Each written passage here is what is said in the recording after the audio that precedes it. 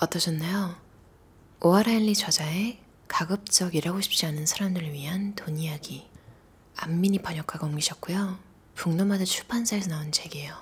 저자 이름이 특이한데 딱 생각이 나더라고요. 나는 일주일에 이틀만 일하기로 했다. 이 책 쓴 저자였어요. 이름 때문에 약간 서양 사람인가? 이런 생각이 들지만 일본 사람입니다. 보면 사실 그래서 좀 뭐 묻어나잖아요.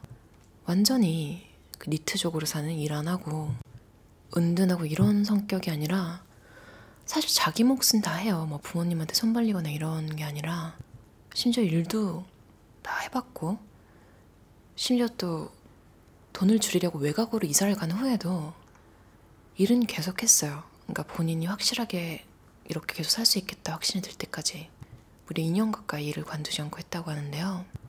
그냥 책임감 강하고 자기 일 열심히 하고 이런 사람인데 부당하고 자기가 이해 안 가고 이런 거 좀 절대 못 참는 그런 스타일인 것 같아요.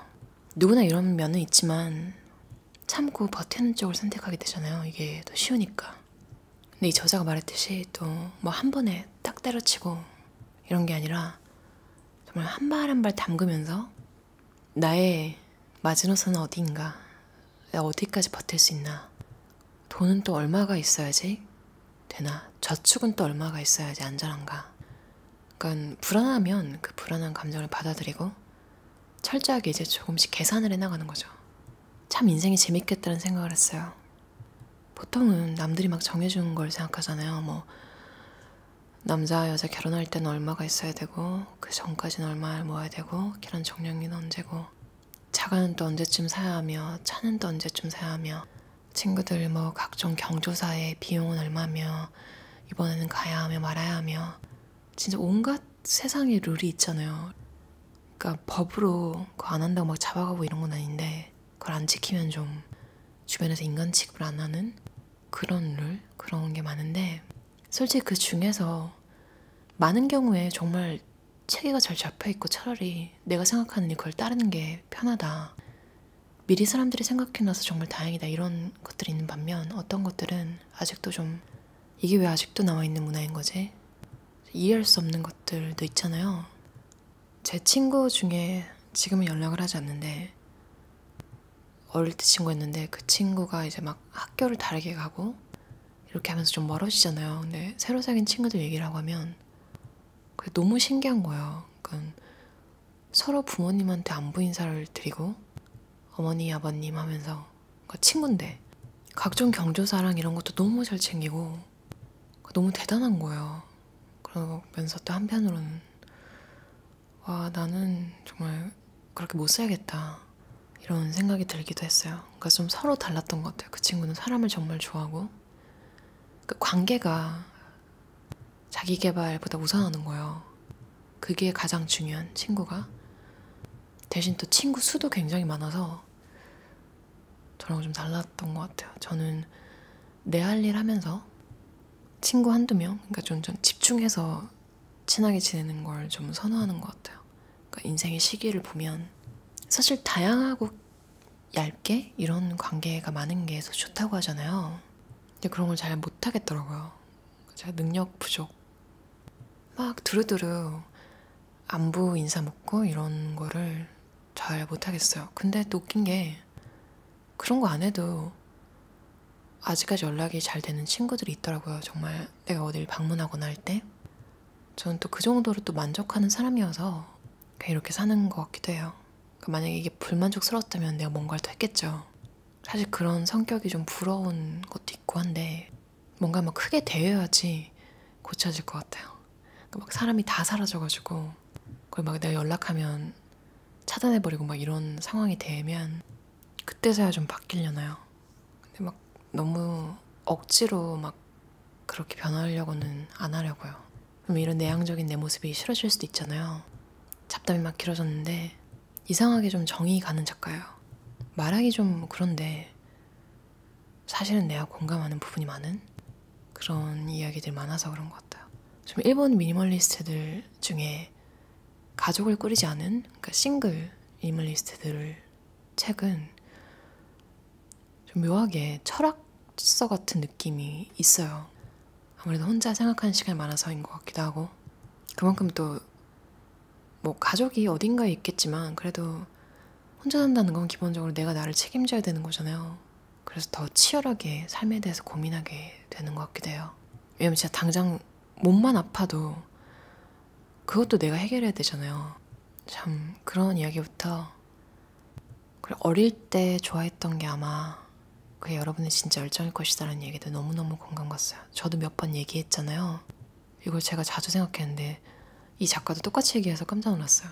저도 어릴 때 좋아해야 해서 그 돈 생각 안 하고 막 했던, 그때 솔직히 다 배우고 해놨던 걸로 아직도 먹고 살고 있다는 생각이 들거든요.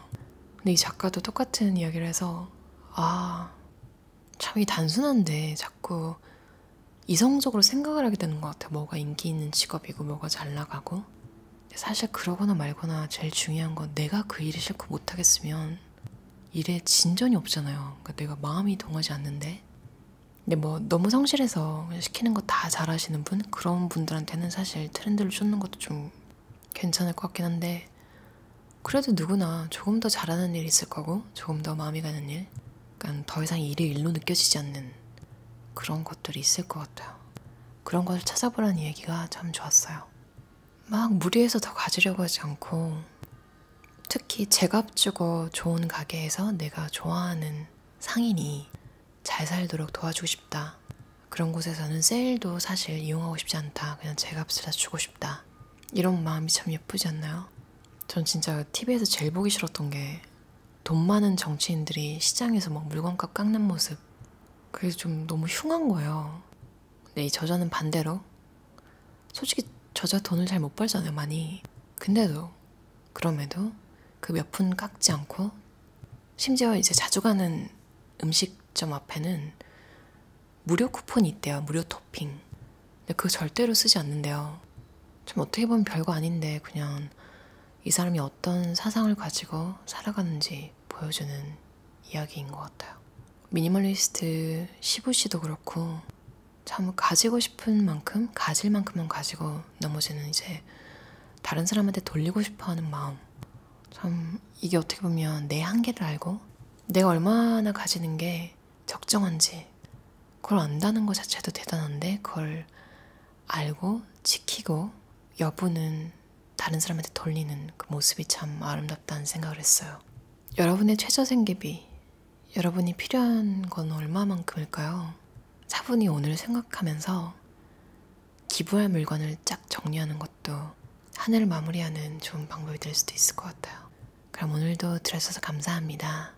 편안한 2021년의 마지막 날 보내시길 바랄게요. 어떠셨나요? 소노야코 저자의 약간의 거리를 둔다. 김욱 번역가가 옮기셨고요. 책 읽는 고양이 출판사에서 나왔어요. 와, 김욱 번역가님은 80이 넘으셔서 번역가가 되신 케이스인데요. 이 책을 읽다가 번역가 이름이 익숙해서 보니까 김욱 번역가님께서 하셔서 되게 또 반갑게 읽었어요. 진짜 다 늦게 시작하신, 정말 그러니까 잘 직장을 다니시다가 퇴직을 하시고 그 돈을 좀 약간 이게 좀 안 좋게 풀려서 70이 넘은 나이에 남의 집에 묘막살을 하게 되신 적도 있거든요. 제가 힘들 때 김웅님 이야기를 읽고 되게 힘을 많이 얻었던 기억이 나요. 와, 언제든지 사람은 정말 다시 일어설 수 있다. 그리고 운전도 되게 늦게 배우셨거든요.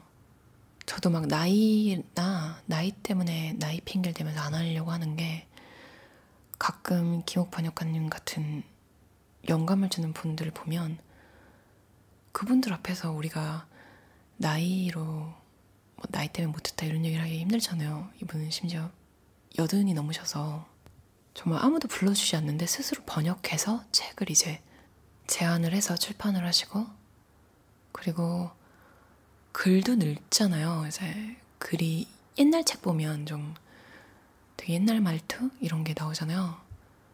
그런 것도 고치시려고 젊은 사람들 말투, 젊은 사람들의 글귀 같은 거, 그런 걸로 계속 훈련을 하시고, 참 소노야코 책이 좋아서 리뷰를 하다가 번역 번역가님 이야기를 많이 하게 됐어요. 2022년이잖아요, 오늘부터. 하고 싶은 일이 있으셨는데 나이 때문에 좀 망설여지거나 그런 마음이 드신다면 김욱 번역가님 이야기를 생각하면 되게 힘이 나실 것 같아요. 소나야코 책을 읽으면 아니 어떻게 이렇게 시크한 1931년생이 있을까? 정말 되게 멋있다 이런 생각이 계속 들었어요. 이 책에서 인상 깊었던 게 불행도 자산이라고, 그 불행을 겪었던 그 기억 때문에 뭔가 여러분에게 얻는 게 있을 거라고, 가져다 주는 게 있을 거라고. 불행이 이렇게 시크하고 이렇게 멋있는 글을 쓸 수 있는 능력을, 좀 슬프지만 어렸을 때 소나야코 님도 좀 가정환경이 아버지가 좀 폭력적이셨대요. 그리고 되게 외롭게 자라셨다고. 얼마나 힘들었을지 이런 단편적인 내용만 봐도 이 작가님이 겪은 고통과 외로움 이런 것들 때문에 정말로 이분에게는 그게 자산이 돼서 남을 이해할 수 있는 능력? 약간 좀 달관한 사람 글 같잖아요. 종교인 같기도 하고 불교 쪽으로. 이게 되게 성숙한 마음가짐 같은 게 많은데요. 생각해보면 사실 이렇게 사는 게 사실 내가 제일 상처받지 않는 방법이기도 한 것 같아요. 소노야코 님도 어린 시절 되게 불우하셔서 상처를 안 받으려고 그러니까 자연적으로 그랬겠죠. 남을 좀 쉽게 믿지 못하고 이런 게 그냥 자연스럽게 따라오는 성향이 되는 것 같아요. 가족들한테 자연스럽게 믿음이란 게 뭔지 배우지 못하면 나중에 스스로 그런 게 뭔지 다른 사람들과 타인과 그걸 다시 해나가는 그런 과정이 더 필요한 것 같아요. 그 과정에서 많이 힘드셨겠죠. 그리고 그만큼 또 남을 더 이해하셨을 것 같아요. 아까 전에 번역가님 얘기했잖아요. 김욱 번역가님이 찾아보니까 1930년생이세요. 소나야코 작가는 31년생. 소나야코의 글을 번역하면서 김욱 작가님도 참 많은 생각이 드셨을 것 같아요. 그리고 되게 위로도 받으셨을 것 같아요. 그리고 이런 상상 혼자 하면서 저도 괜히 위안이 되고 좀 마음이 푸근해지는 그런 감정이 드는 것 같아요. 그럼 오늘도 들어주셔서 감사합니다. 2022년 좋은 일만 가득한 정말 행복한 한 해 되길 바랄게요. 감사합니다. 어떠셨나요? 종이다리라는 작품을 쓴 가쿠타 미스요의 어느새 운동할 나이가 되었네요 라는 에세이였어요. 종이다리라는 책 되게 재밌게 봤는데 그 저자의 에세이라니. 근데 참 일본 여성 작가들의 에세이는 제가 일부러 그런 것만 찾아서 읽었는지 아니면 제가 끌리는 게 그런 건지 약간 좀 비슷한 결이 있는 것 같아요. 약간 시니컬하면서 근데 또 되게 또 성실해요. 그러니까 일상을 되게 재밌게 본인들은 뭐 되게 지루하고 평범하게 산다고 생각하는 경향이 있지만 아니 이렇게까지 열심히 한단 말이야? 수적석천이라고 한대요. 그러니까 낙숫물이 바위를 뚫는다는 말 들어보셨죠? 약간 좀 작가들이 그런 면이 있는 것 같아요. 되게 조용하고 잔잔해 보이는데 그 꾸준함이 너무 무서울 지경으로 굉장한 파괴력 이런 게 있는 것 같아요. 그 카리스마 같은 게 거기서 나오는 게 아닌가. 아무래도 작가라는 직업이 혼자 정말 꾸준히 써야 되는 거잖아요. 다른 걸 대하는 좀 자세 같은 것도 좀 비슷한 것 같아요. 이 작가가 운동을 얼마나 꾸준히 했는지. 저는 이 책을 그냥 집은 게 제가 헬스장 등록했다고 했잖아요. 그래서 그냥 좀 뭔가 끝내지 말아야겠다. 나 또 관두지 말아야겠다. 이런 생각에 읽었는데 와, 여러 가지 운동에 대한 정보도 얻고 그리고 그 운동을 관두는 심리 같은 것도 좀 보는 게 재밌었고 제가 헬스장 등록한 게 제가 의외로 제가 밖에서 뛰는 걸 안 좋아한다는 걸 깨닫고 등록했다고 했잖아요. 근데 이 책을 읽으니까 약간 좀 밖에서 뛰고 싶기도 하고 물론 근데 헬스장 등록한 거 후회는 안 해요. 새로운 곳 여행 갔을 때 이 작가가 말한 것처럼 여행런 진짜 그 도시를 둘러보는 좋은 방법이다 이런 생각을 했어요. 예전에 어떤 책인지 기억이 안 나는데 마케터들이 출장을 가잖아요. 그 지역을 분석하러.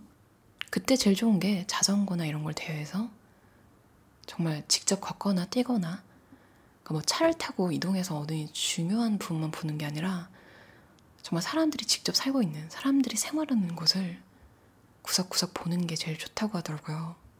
근데 정말 여행런이라는 말 안 들어봤는데 되게 좋은 방법인 것 같아요. 그 나라에 여행하는.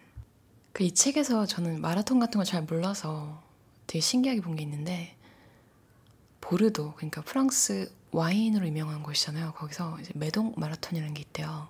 이게 웃긴 게 와인을 마시면서 달리는 거래요. 그리고 항상 테마가 있대요. 이 책에 나온, 그러니까 저자가 띈 2015년 가을에는 정장이었대요. 너무 웃기지 않나요? 정장을 좀 챙겨 입고 달리면서 또 와인도 마시고.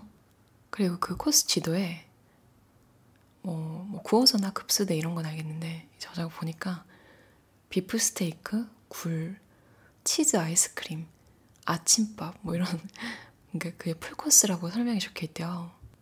듣기만 해도 뭔가 되게 전체적으로 되게 재밌는 것 같아요. 사람들이랑 다 같이 달리는데 그게 사실은 또 와인을 마시는 거고 풀코스고, 심지어 참가자 수가 8,000명이었대요.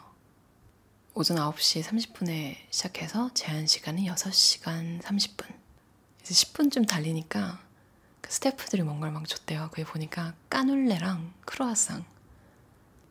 까눌레라는 걸 막 한국에서 유행해서 뭔지는 알고 있었는데 그게 보르도 지방 전통 과자였군요.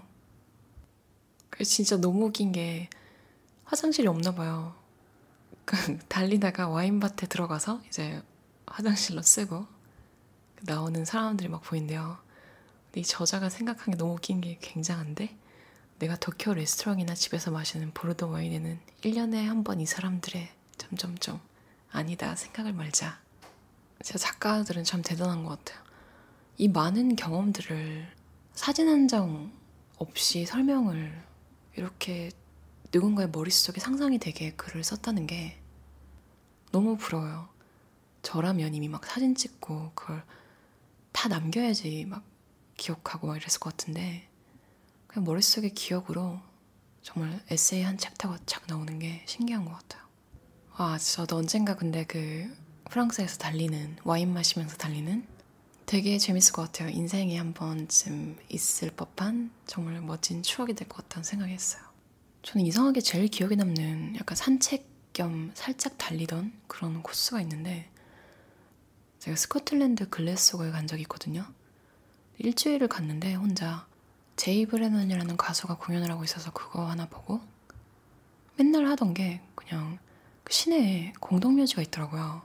근데 그 묘지가 약간 켈트족 스타일 있죠. 그 십자가랑, 그리고 또 시내가 한눈에 좀 보이는 살짝 언덕인, 그냥 거기에 가면 마음이 되게 편하더라고요. 그래서 거기 맨날 갔던 기억이 있어요. 여러분은 어디 달릴 때나 걸을 때 제일 좋으셨던 거 같나요? 머릿속에 남는 최고의 장소, 아니면 저처럼 뭐 최고라고 하기도 뭐하는 그냥 이상하게 마음속에 되게 크게 남아있는 그런 기억 있으신가요? 이 저자가 말한 일본 내 장소들 다는 잘 모르겠어요. 근데 나라, 교토 이런 것은 유명하니까 저도 그 두 군데는 가봤거든요. 정말 거기서 달린다는 생각은 안 해봤는데, 내가 정말 거기서 러닝슈즈랑 이제 운동복을 입고 달리면 한 가지 더 좋은 건 그 동네에 속하는 기분이 들 것 같아요. 제가 헬스장을 등록하고 좋았던 게 뭐냐면, 항상 그런 것 같아요. 헬스장을 등록할 때마다 내가 사는 그 동네에 드디어 속했구나, 내가. 그러니까 그 이상한 소속감 같은 게 들어서 좋았어요. 그리고 내가 언제나 들릴 수 있는 곳이 하나 더 늘었잖아요. 그런 기분도 좋고, 이제 이사를 어디를 가던 헬스장은 꼭 등록을 해야겠다 이런 생각을 했어요. 여러분은 새해에 뭐 새롭게 시작한 거 있으신가요? 그것도 궁금해요. 그럼 오늘도 들어주셔서 감사합니다. 편안한 하루 보내세요. 어떠셨나요? 리오 바바우타 저자의 단순함이 너의 모든 것을 바꾼다 라는 책이었어요. 허영은 번역가가 옮기셨고요. 경험북스 출판사에서 나온 책이에요. 제가 예전에 리뷰했던 픽슬이라는 책 기억나시나요? 랜디 저커버그라는, 마크 저커버그, 그러니까 페이스북 창립자의 누나가 쓴 책이었는데요. 제목에서도 딱 느껴질 수 있이 픽3, 그러니까 3개만 고르라고. 사실 한 가지 일에만 집중할 수 있는 환경에 있으신 분은 잘 없을 거예요. 뭔가 먹고 사는 일도 해야 하고 집안 일도 해야 하고 또 따로 뭔가 취미생활 그런 데 쏟는 공부를 해야 할 수도 있고 봉사활동 하시는 분들도 있고 근데 그걸 매일 다 할 수는 없으니까 딱 그날 하루하루 중요한 거 3가지만 딱 아침에 골라서 그거에만 집중하라고 하는 내용이었는데요. 이 책에도 그 내용이 있어서 되게 반갑게 읽었어요. 저도 사실 아직 그걸 하고 있었거든요. 3가지를 딱 고르는 거. 사실 3개가 넘는 날도 있지만 일단 정하는 건 3개를 정하려고 해요. 그러니까 시간이 남아서 몇 개를 더 할 수도 있는 거고 어떤 날은 좀 몸이 안 좋거나 하면 어쩔 수 없이 그냥 내 컨디션을 위해서 좀 쉬어주는 시간을 가질 수도 있고요. 저는 장기 계획을 잘 못해요. 그러니까 저는 예전에 말씀드린 적이 있는데 달리기 하는 걸 되게 좋아했는데 장거리 달리기도 못했거든요. 그러니까 항상 저는 단타, 그러니까 단기간에 뭔가 이룰 수 있는 걸 좀 더 선호하는 사람인데요. 뭔가 이 책을 읽으면서 분명히 아는 내용인데 이렇게 정리된 걸로 읽으니까 그렇구나. 좀 내가 이루고 싶은 것들 중에 장기적인 관점에서 봐야 하는 것들이 있는데 이 책에서 나온 것처럼 좀 계획을 한번 제대로 세워서 조금 멀리 봐야겠다. 그게 길다면 1년짜리로 나누고 그 안에서 또 몇 개월 단위로 나누고 그 안에서 1개월로 그리고 일주일로 그리고 그걸 이루기 위해서 하루에 해야 하는 게 뭔지 그렇게 큰 계획을 다 세우고 그날 하루에 할 일만 좀 신경을 쓰고 싶다.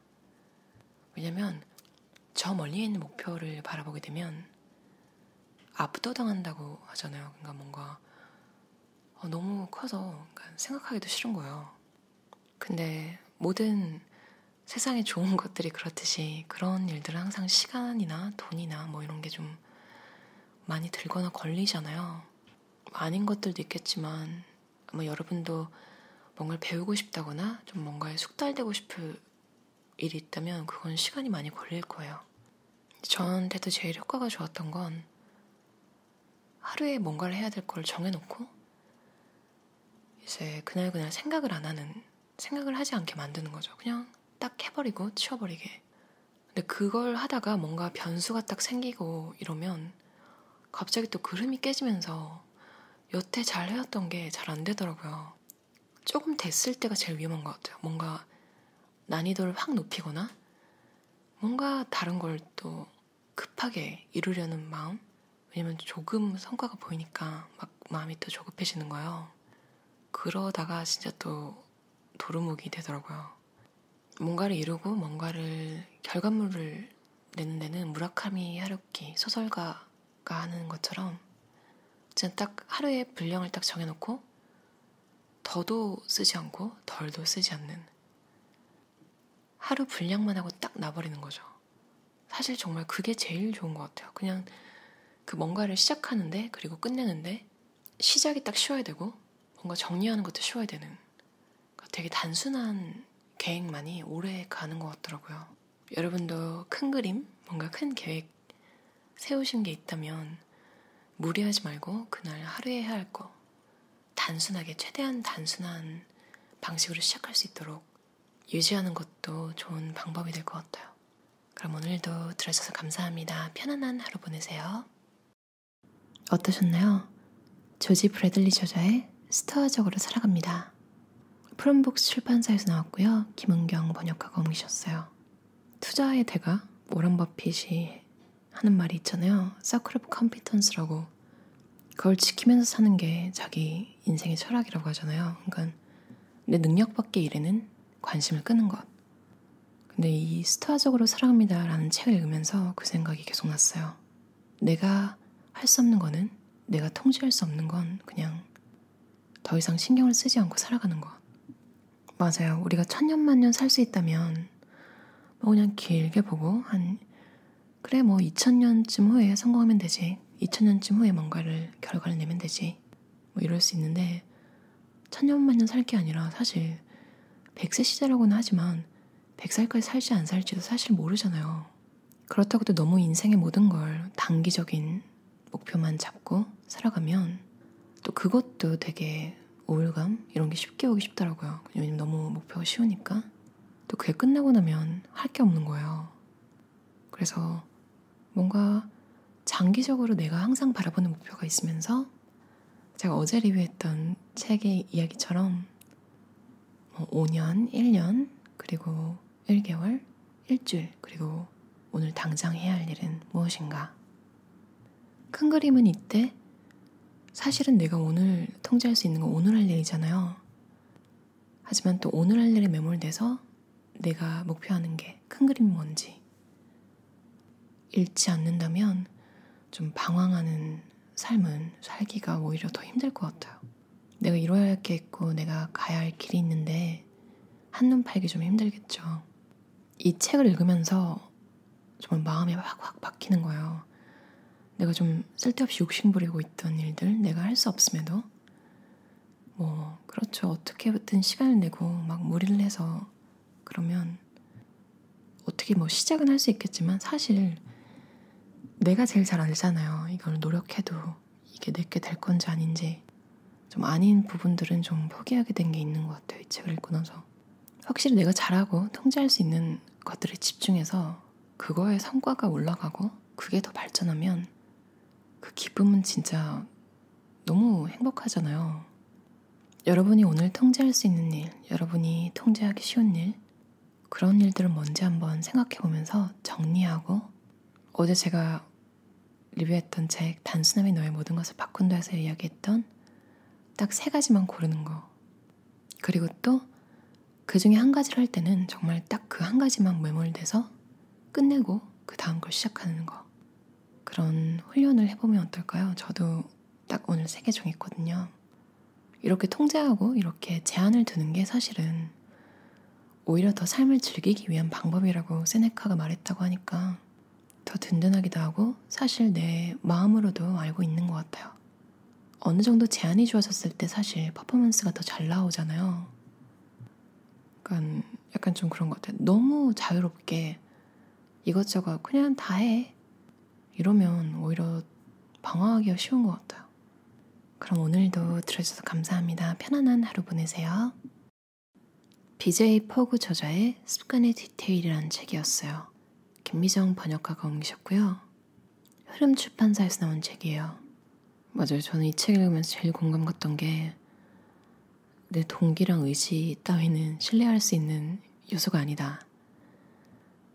어떻게 보면 이건 좀 기분이잖아요. 그때 뭔가를 시작하게 하는 원동력이 될 수는 있지만 그걸 믿고 매일매일 싫은 일을 그냥 멋있어 보여서 의지랑 동기에 의지해서 이루려고 하면 실패를 하게 되고 그 실패가 자꾸 쌓여서 좌절감으로 빠지게 되고 계속 악순환이 되는 것 같아요. 나를 못 믿고 난 원래 이런 인간이야 막 이러면서 진짜 현실적으로 내가 어떤 일에 발전 가능성이 있을까? 그리고 내가 진짜 원하는지 초반에는 좀 습관이 들 때까지 돈을 쓰는 것도 좀 방법인 것 같아요.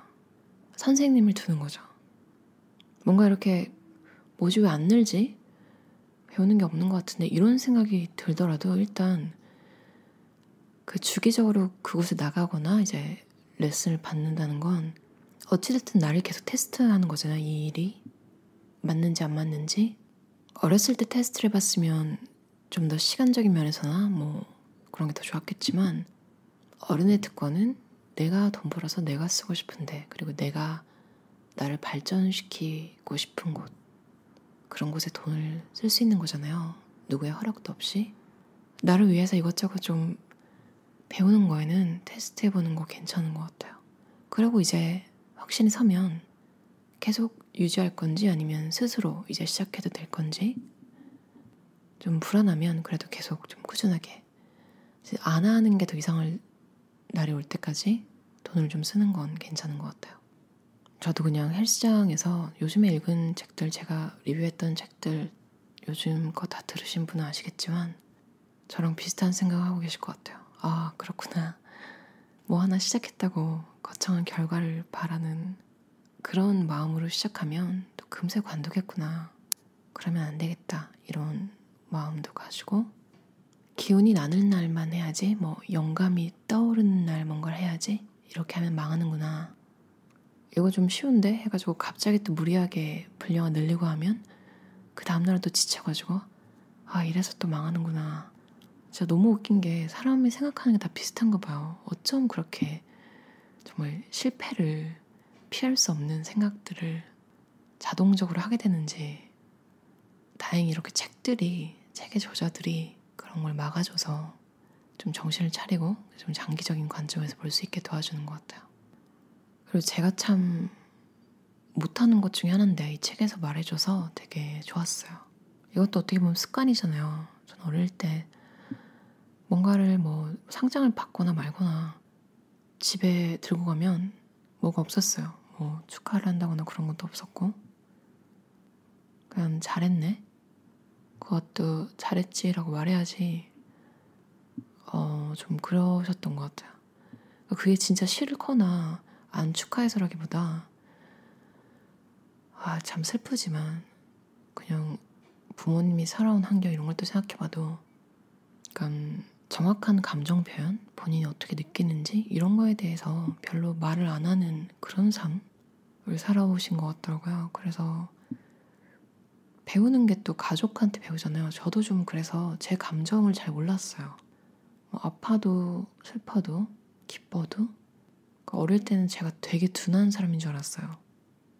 실제로 되게 둔감하게 그렇게 자랐고 근데 이제 나중에 서서히 알게 된 것 같아요. 내가 이게 이런 감정이구나. 이게 이런 느낌이구나. 내가 지금 기분이 안 좋은 거구나. 참 기쁘다고 해야 될지 슬프다고 해야 될지 모르겠어요. 그런 걸 뒤늦게 깨달았다는 게. 근데 또 그것만큼 내 감정에 대해서 내가 인지하는 걸 배워야 되는 만큼 또 이런 작은 축하? 진짜 신기한 게 최근에 뭐 내용을 보고 읽어야지 이런 건 아니고 그냥 제목, 표지 저는 그냥 그런 느낌으로 고르거든요, 책을. 근데 최근에 읽었던 책이 다 연관이 돼서 정말 깜짝 놀라고 있어요. 오히려 그래서 더 좀 강화된 느낌? 확실히 하지 말아야 되겠다고 느낀 건 자기 비하는 진짜 하지 말아야겠다. 자기 반성은 하되 그 이상의 진짜 불필요하다고 느껴질 만큼의 죄책감? 행동으로 충분히 보여줄 수 있는 것임에도 감정적으로 너무 불필요하게 자기 비하를 하는 건 진짜 피해야겠다. 그리고 내가 조금이라도 잘한 일은 내가 내 스스로 좀 보상을 해줘야겠다. 그리고 작은 습관을 기억한 걸 축하하면 그 기억의 순간이 뇌에 입력이 된대요. 사실 축하해야 하는 이유가 딱 이거래요. 그러니까 그 성공했다는 느낌? 기분 좋은 느낌이 강력한 촉매제가 돼서 다음번에 또 시도할 수 있다는 거죠. 그리고 이제 점점 내가 이 습관을 계속 시도하면서 잘하게 되잖아요. 그리고 내가 내 자신에게 친절해지고 있다는 이유로 축하할 때마다 자신감도 계속 자라난대요. 이 책 읽고 또 한동안 접어뒀던 일들을 딱 이것만 해야지 하면서 시작해서 끝낸 게 꽤 되는 것 같아요. 이 저자가 예시를 많이 드는 게 하나 있는데 치실 사용을 계속 자꾸 예시를 들거든요. 이 저자가 계속 얘기를 했으니까 저자가 어떻게 하는지 알려드릴게요. 사실 진짜 별거 아닌데 한번 힘들다고 생각하면 힘든 게 또 치실인 것 같아요. 저자가 쓴 방법은 차마 저자의 치과 의사한테는 말하지 못했대요. 너무 힘들면 그냥 이 하나만 치실을 사용하자. 하나만. 의사가 들으면 진짜 깜짝 놀랄 이야기잖아요. 근데 습관의 측면에서, 그러니까 뭔가를 시작하기 위한 측면에서 보면 무게를 확 줄여주는, 그러니까 시작을 딱 할 수 있게 하는 저자가 한 방법처럼 일단 발을 들이는 거, 그리고 헬스장 가는 게 너무 습관이 또 안 되시는 분들은 헬스장 등록해 놓으셨는데 오늘 일단 뭐라냐면 신발만 신어야지. 그 운동화랑 헬스장에 갈 때 입는 옷만 입어야지. 이렇게 입고 신고 나서 기분을 보는 거죠. 갈만한가? 진짜 도저히 못 가겠으면 오늘 안 가는 거야. 근데 대신 생각해보면 오늘 옷도 입었고 신발도 신었죠. 어제 안 간 거보다는 훨씬 발전했잖아요. 이거에 대해서 내가 격려를 해주고 내일은 이제 옷 입고 신발 신는 게 훨씬 쉬워지겠죠. 그러면 더 좋은 결과를 기대해 볼 수도 있지 않을까. 진짜 너무 끝일, 그 결과까지 마지막까지 생각하지 마시고 일단 뭔가를 하기 위해서 첫 번째 스텝이 뭔지 그것만 일단 발을 한번 들여나 보시는 거 추천드려요. 저도 그게 참 잘 먹히더라고요. 하고 싶은 일이 있으셨다면, 만약 그게 책 읽는 일이었다면, 읽고 싶은 책이 있었다면 오늘은 정말 목차를 한번 펼쳐보는 것, 그것만이라도 할 수 있다면 하고 나서 여러분 스스로에게 좀 박수를 쳐줬으면 좋겠어요. 내일은 또 그 목차에서 본 거 때문에 이 부분을 한번 읽어보고 싶은데 이렇게 될 수도 있는 거잖아요. 그럼 오늘도 들어주셔서 감사합니다. 편안한 하루 보내세요. 어떠셨나요? 맥스 맥케온 저자의 나우이스트라는 책이었어요. 신예용 번역가가 옮기셨고요. 보랏빛소 출판사에서 나온 책이에요. 행동하면서 생각하고 생각하면서 행동하라. 저같이 좀 생각만 많이 하다가 생각하는 시간에 그 에너지를 다 쓰고 이제 가만히 누워서 아무것도 안 하게 되는 그런 분들에게 정말 추천드리는 책이에요. 제가 얼마 전에 리뷰했던 스토익적으로 살아갑니다 라는 책에서 다뤘던 내용이랑 비슷한 것이 이 책에도 나와 있는데요. 철학자 에픽테토스가 내가 통제할 수 없는 문제에는 신경을 끄라고. 이 책에서도 직접 내가 바꿀 수 없는 과거의 사건에 얽매이거나 스스로 통제할 수 없는 다른 사람들의 행동에 지나치게 신경 쓰지 말라고. 진짜로 그런 것 같아요. 자꾸 부정적으로 안 좋은 쪽으로 생각하게 되면 진짜 이게 끝도 없잖아요. 인간이 논리적이기도 하지만 방향이 잘못되면 밑도 끝도 없이 내 자신한테 진짜 사소한 것까지 다 트집을 잡아서 이건 잘못됐고 저건 잘못됐었어. 그리고 이게 또 습관이 되다 보면 너무 더 쉬워지잖아요. 뭘 잘못했는지 찾아내기가. 차라리 다음번엔 이렇게 해야겠다. 탁 이렇게 한번 털어내고 깔끔하게 잊어버리고 다음 거에 집중하는 게 훨씬 나은데 후회와 죄책감, 자책감 이런 거에 휩쓸리면 진짜 인생이 너무 힘들 것 같아요. 왜냐면 사람이 완벽할 수 없고 그 사람이 하는 행동이 완벽할 수가 없잖아요. 모든 게 항상. 근데 매사에 이렇게 판단을 나쁜 쪽으로 해버리면 삶이 되게 지칠 것 같아요. 그리고 또 내가 나한테 나쁘게 했던 습관이 다른 사람을 바라볼 때도 좀 너그럽지 못하게 되는 경우가 있잖아요. 그러면 또 인생이 외로워지고 또 외로우면 더 힘들잖아요. 참 여러모로 안 좋은 것 같아요. 진짜 웃긴 게 뺑글뺑글 돌아서 돌아오는 게 자기 사랑. 이 책에서도 자신을 좋아하고 자기 편이 되어줘라. 내가 내 인생을 즐겁고 유쾌하게 만들기 위해서 사실 제일 중요한 게 내가 나 자신한테 잘해주고 언제나 내가 내 편이라는 확신을 주는 것. 이게 또 안 되다 보면 인간관계에서 누군가에게 되게 심하게 의지하게 되기도 하더라고요. 내가 나를 인정해주는 게 제일 쉽고 정말 안전하고 되게 뿌듯한 그리고 되게 긍정적인 기운을 북돋아주는 일일 수 있는데 내가 나를 사랑하지 못하면 누군가의 인정을 되게 바라게 되고 이게 또 안타깝게 보는 사람, 그래서 더 긍정적으로 바라보게 도와주는 사람이 있는 반면에 이런 낌새가 보이면 그걸 이용하는 사람들도 있기 때문에 누군가에게 너무 의지하고 누군가의 인정을 너무 항상 바라는 건 참 위험할 수도 있는 일인 것 같아요. 이 책이 제목이 나우이스트잖아요. 참 좋다. 되게 긍정적인 느낌이다. 나도 나우이스트인가? 나도 좀 속하고 싶다. 이런 사람이 되고 싶다. 이런 생각이 들었어요. 나우이스트의 특징으로는 발전해 나가는 것을 좋아하며 결정이 빠르고 좀처럼 멈추지 않는다. 그리고 자기를 신뢰한다. 이를 실천하는 에너지가 있다. 여러분은 어떠신가요? 나우이스트이신가요? 막 딱히 규정을 짓고 이런 게 꼭 필요한 건 아니지만 뭔가를 해나가고 뭔가 추진력이 필요할 때 온갖 긍정적인 에너지를 가득 담은 이 단어, 명칭이 힘을 줄 수도 있는 것 같다는 생각을 했어요. 시간을 내서 책을 읽고 인생을 뭔가 발전시키려고 노력하시는 여러분은 모두 나우이스트라고 생각해요. 항상 여러분에게 잘해주고 여러분이 여러분의 편이라는 확신을 주는 그런 삶 다 같이 사셨으면 좋겠어요. 그럼 오늘도 들어줘서 감사합니다. 편안한 하루 보내세요. 어떠셨나요? 호사카 다카시 저자의 나이 들매 기술이라는 책이었어요.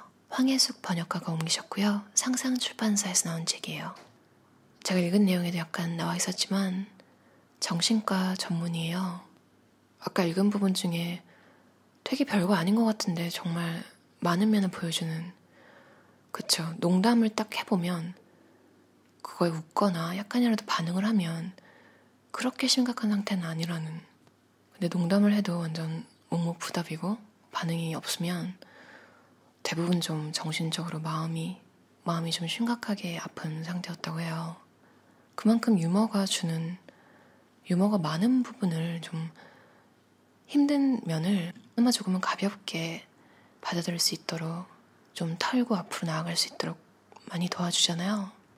저는 아재 개그 싫어하지 않거든요. 아재 개그를 던지시는 분을 막 욕하잖아요. 아, 왜 그래. 근데 그 욕먹을 걸 모르고 던진 게 아니라 욕을 먹는 걸 알면서도 그 분위기를 그냥 풀어보려고 욕먹을 거 알면서도 괜히 탁 던지는 거잖아요. 그 마음도 너무 예쁜 것 같고 제가 너무 크게 생각하나요?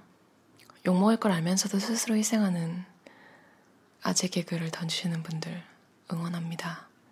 물론 막 불편함을 느끼게 하는 그런 거 말고 정말 너무 어이가 없고 실없어서 웃긴 거, 그런 거 재밌는 것 같아요.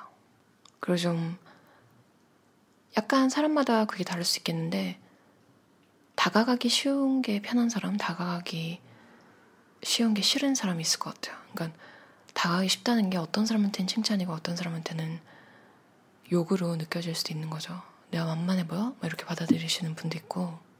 근데 이제 유머를 일단 구사하시는 분은 겉모습이 아무리 막 포스가 엄청나서 막 말도 못 붙이게 그런 아우라를 풍기셔도 먼저 스스로 농담을 던지면 아, 나한테 말 걸어도 돼요? 이런 인상을 줘서 좀 다가가기가 편해지는 것 같아요. 맞아요. 그리고 제가 제일 처음에 읽었던 책에 나와 있던 달라이라마의 명언, 과거에 집착하면 할수록 우리의 삶은 이상하게 뒤틀릴 것이다. 맞아요.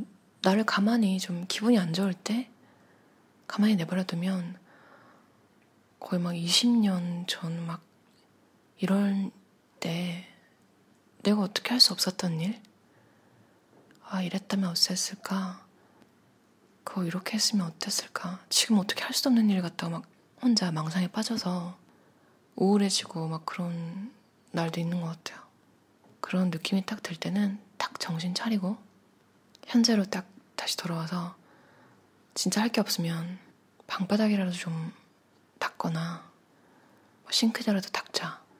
이제 차라리 그게 내 인생에 훨씬 도움되는 것 같더라고요. 왜냐면 싱크대 반짝거리면 기분 좋잖아요. 그리고 다들 한 번쯤 들어보셨겠지만 실버타운 이런 게 숲속에 있고 막 시골에 있으면 처음에는 막 그래 이제 은퇴지, 이제 편하게 살아야지 하시다가 도시에 사시던 분들은 뛰쳐나오신대요. 이제 왜냐면 평생 도시에 살았는데 갑자기 그 조용한 곳에서 사는 게 적응이 막 쉽게 될 리가 없잖아요.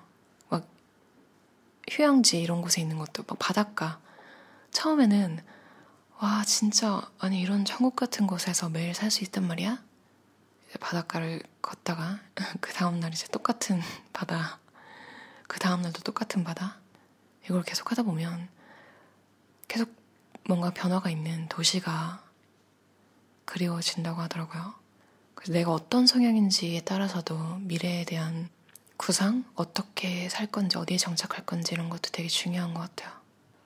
줄리아 카메론이 쓴 아티스트 웨이라는 책에서도 본 것 같아요. 약간 몸에 노화가 오면 이제 뭐 계단이 좀 힘들다거나 뭐 이럴 수도 있잖아요. 그거에 따라서도 그렇고, 그리고 뭔가 좀 자그마한 동네, 교감이 더 이루어질 수 있는 주민들과 그런 곳으로 이사를 가게 되기도 하고, 이제 좀 시기에 맞는 동네가 있는 것 같아요. 내가 마음이 편한, 내가 조금 더 행복할 수 있는 동네. 마음에 드는 곳이 정말 딱 정해지면 과감하게 옮겨보는 것도 되게 좋은 것 같아요. 저도 사는 동네에 따라서 제 기분? 그러니까 매일매일의 기준이 되는 감정 같은 거 있잖아요. 그런 게 되게 다르더라고요. 저는 원래도 좀 안 나가고 코로나라서 지금은 다들 좀 사람을 안 만나고 계시잖아요. 그래서 좀 이런 시기에다가 제 성격도 좀 맞물려서 저는 좀 아직은 번화가에서 사는 걸 좋아해요. 그러니까 나는 집 밖을 안 나가지만 내가 바깥만 보면 이제 사람들이 놀고 있는? 어떨 땐 되게 시끄러운데 어떨 때는 저는 이게 되게 편하더라고요. 내가 굳이 막 밖으로 나가서 사람들 속에 있지 않아도 그냥 발코니에 앉아서 나도 이렇게 음료수 한 잔 들고 그냥 밖을 바라보면서 편하게 그걸 마시면 사람들이 노는 소리 막 들리고 근데 이런 생각도 들어요. 언젠가는 이게 질릴 것이다. 사람들이 노는 소리가 되게 시끄럽게 다가오는 날이 올 것 같다. 그때 되면 또 조용한 동네로 옮기지 않을까. 그리고 이 책에 참 인간관계는 언제든지 이제 인생의 어느 순간이든지 참 힘든 것 같아요. 디오게네스가 한 명언이 이 책에 나와 있었는데요. 이게 딱 정답인 것 같아요. 사람을 대할 때는 불을 대하듯 하고 다가갈 때는 타지 않을 정도로 멀어질 때는 얼지 않을 만큼만 하라. 나는 나, 남은 남이라는 삶의 모토를 갖자. 사람들이 갖는 여러 가지 문제의 대부분은 다른 사람과 자신을 비교하는 데서 시작합니다. 남은 남, 나는 나다. 지금껏 당신은 나름대로 열심히 살아왔다. 나의 행복, 지금의 행복만을 바라보자. 여러분의 행복, 지금의 행복만을 바라보는 그런 하루 보내시길 바랄게요. 들어주셔서 감사합니다. 어떠셨나요? 김범준 저자의 핵심만 남기고 줄이는 게 체질 이라는 책이었어요. 위서마우스 출판사에서 나왔고요. 문장이 되게 뼈를 때리면서 아프지만 되게 공감이 또 가는 내용이 있었어요. 막 상대방한테 특히 뭔가 내가 원하는 게 있을 때 말이 자꾸 많아지잖아요. 그러니까 설득을 하려고 하는. 근데 잘 생각해보면 내가 말을 많이 한다고 해서 상대방이 설득된 적이 있었나? 잘 모르겠어요. 그냥 만약에 뭔가 일이 잘 풀렸다면 그건 그냥 우연히 그 사람이 마음을 그렇게 먹어서지 내가 말을 잘했다고 마음을 바꾼다? 이런 건 되게 드문 것 같아요. 뭔가 그런 상황이 있을 때 차라리 말을 줄이고 그냥 너가 잘 알아서 생각해봐. 이렇게 하는 게 오히려 더 믿음이 가는 것 같기도 하고 그리고 또 말을 하게 된 이유가 상대방이 어색할까봐. 이건 진짜로 좀 좋은 의도잖아요. 좋은 의도인가? 아니면 내가 그냥 불편해서 그런가? 또 말하다 보니까 잘 모르겠네요. 그러니까 상대방이 내가 말을 안 하고 그러면 불편할까봐. 그리고 사실 나도 좀 이 정적이 너무 불편한 거예요. 그래서 막 내가 막 말을 하고 심지어는 내가 막 말을 계속 하고 있는데 상대방이 계속 조용하면 야 너도 말 좀 해봐. 진짜 이런 말도 안 되는 말까지 던지게 되잖아요. 그러니까 아까 차라리 조용했을 때가 낫지. 이 정적을 극복해보고자 막 말도 안 되는 말 막 나도 막 꺼내놓고 심지어 이제 상대방한테 강요하는 거죠. 너도 말하라고. 참 이렇게 생각하고 보니까 정말 쓸데없는 말은 안 하는 게 최고인 것 같아요. 그리고 저도 좀 많이 고친 건데요. 예전에는 제가 그 예시에 들었던 그 사람이었어요. 제가 방금 말했던. 상대방도 어색할까봐 걱정되고 나도 어색한 게 너무 싫은 거예요. 그래서 막 되게 활발한 척하고 막 얘기를 막 늘어놓고 막 그랬는데 내가 그 정적을 편애하는 사람이 되고 나니까 상대방이 말을 시작하더라고요. 그 만약에 정적이 있는 상황이 되면 어쩌면 나보다 더 조용할 사람이 먼저 말을 하니까 대화가 참 편해지고 왜냐면 보통은 그 정적은 외향인이 앞에 있을 때는 그 정적이 거의 없거든요. 그러니까 저보다 더 조용한 분들 그런 분들이랑 둘이 있을 때 정적이 정말 끝도 없이 오히려 상대방이 말을 시작하니까 저는 좀 반반이라서 맞춰주게 되고 그 대화가 또 재밌어지고 그러더라고요. 근데 가끔 진짜 끝까지 정적으로 끝나는 경우가 있는데 그럴 때는 진짜로 내가 먼저 말을 하지 않는 게 나았었던 상황인 게 많아요. 내가 막 말을 해봐야 반응이 참 정말 그냥 차라리 조용히 할 걸 이런 생각이 드는 그런 경우가 많았던 것 같아요. 그리고 이 책에서 제일 또 공감이 갔던 게 PPT 만든다고 하죠. 회사에서 프레젠테이션 만들거나 할 때 이상하게 또 분량에 집착하시는 윗분들이 있잖아요. 그런 경우에는 막 억지로라도 분량을 막 늘려가지고 뭔가 좀 풍성해 보이게 그런 걸 좋아하시는 분들한테는 그런 걸 맞춰줘야 되는데 참 그게 부질없다는 생각을 자주 했거든요. 근데 이 책에서도 나와 있어서 되게 공감이 갔어요. 중복을 제거해야 한다는 이런 분이 제 상사라면 삶이 훨씬 편해지겠죠? 오히려 근데 정말 줄이는 게 더 어렵잖아요. 깔끔하게. 필요한 내용만 딱 담고. 어쩌면 그래서 그런지도 모르겠어요. 그러니까 막 중구난방으로 넣는 게 더 쉬우니까 보통은 그렇게 사람들 만들고 또 그런 게 익숙해지니까 그게 당연한 건 줄 알고 또 다음 사람도 그걸 따라서 만들고 그렇게 된 건 아닌가 이런 생각도 들고요. 잘 줄여진, 잘 정리된 무언가를 보면 이 사람들이 게을러서 이렇게 미니멀하게 만든 게 아니라 진짜 그만큼 더 고심하고 시간을 훨씬 많이 들여가지고 우리의 시간을 아껴주려고 정말 핵심만 딱 남기기 위해서 마치 여러 번 체에 거르듯이 뭔가 잘 만들어졌는데 미니멀하기까지 한 걸 보면 저는 오히려 그런 생각이 들더라고요. 좀 사람마다 달라서 이걸 좀 일을 덜 했다 이렇게 보시는 분들도 있어서 참 여러 사람의 기준을 맞춰야 하는 일은 여러모로 힘들다. 내가 힘 있는 사람이 돼서 미니멀한 문서 작성을 더 관장하도록 하는 건 어떨까? 뭐 이런 생각도 해보고요. 참 이 책에서 잘 모르면 일단 줄이십시오. 우리의 일상은 심플해야 합니다. 여러분 모두 심플한 일상을 바탕으로 진짜 원하는 일 다 이루시는 삶 살면 좋겠어요. 들어주셔서 감사합니다. 어떠셨나요? 도미니크 로로의 심플하게 산다 2였어요. 임영신 번역가가 옮기셨고요. 바다 출판사에서 나온 책이에요. 가끔 이렇게 도미니크 로로 책은 주기적으로 읽어줘야 좀 뭐랄까요? 사람이 좀 우아해지는 느낌? 그냥 기분만으로도 되게 조금 차분하고 고상한 느낌? 좀 그런 무드를 불러오는 힘이 있는 것 같아요. 에밀리 파리에 가다라는 넷플릭스 드라마가 있잖아요. 그게 시즌2가 나온 지 좀 얼마 안 됐는데 거기 에피소드 중에 하나에 에밀리가 릭이라고 불리는 약간 좀 우리나라에는 없는 그런 파 종류? 약간 두껍게 생겼는데요. 저는 감자랑 그걸 같이 먹는 수프로 릭을 알게 됐고 그리고 또 마트 가면 가끔 릭이 스프링 오니언이라고 불리는 우리나라 그 대파 종류보다 외국에서는 릭이 가끔 더 쌀 때가 있어요.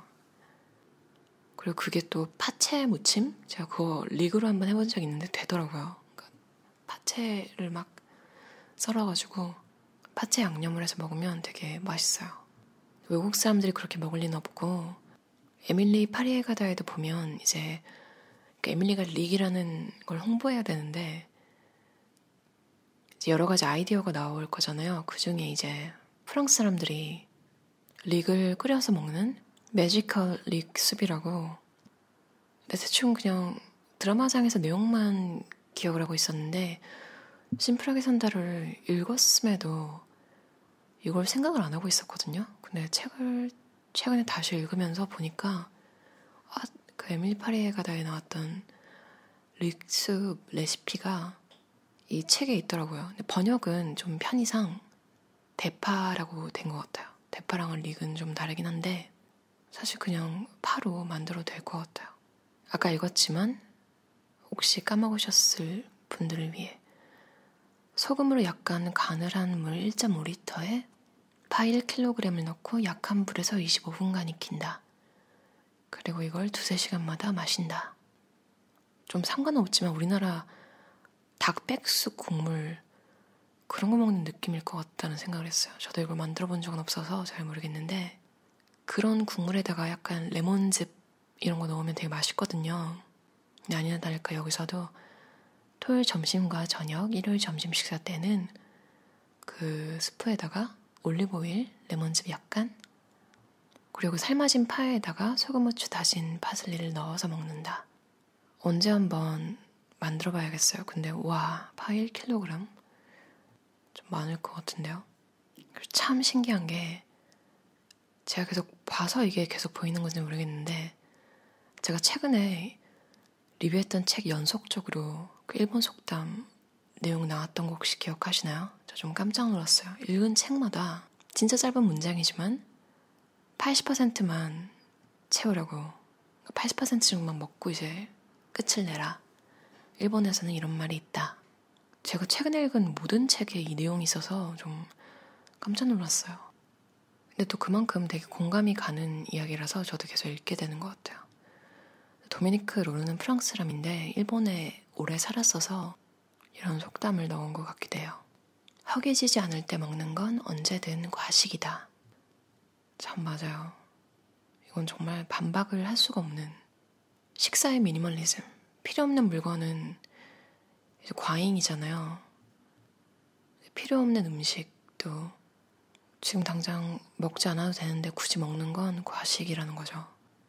그리고 진짜 공감 가는 게 이게 안 좋은 점이 뭐냐면 배가 고플 때 먹으면 배가 불러온다는 그 만족감이 있잖아요. 근데 배가 안 고픈데 먹으면 언제 관둬야 할지 모른다는 이 말이 되게 공감이 갔어요. 그러니까 눈으로 판단을 하고 내가 머리로 양을 정하는 거죠. 배에서 이제 잘 못 느끼니까. 한두 번 정도면 괜찮을 것 같은데 이게 만약 습관이 된다면 이런 식으로 계속 먹기 시작하면 진짜 이게 나중에 걷잡을 수 없게 될 수도 있을 것 같아요.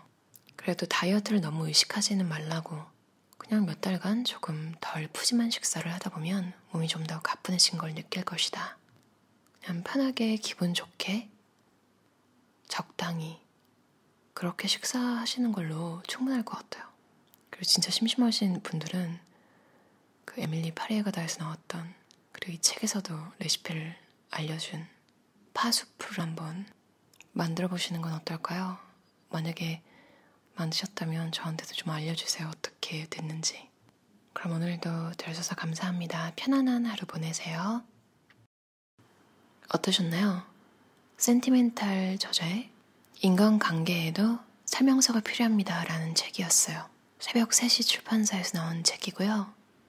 저 진짜 거절은 매번 거절에 대한 걸 배우면서도 그게 또 바로 몸에 배진 않잖아요. 이렇게 자주 읽어주면서 다시 한번 정리하는 시간이 꼭 필요한 것 같아요.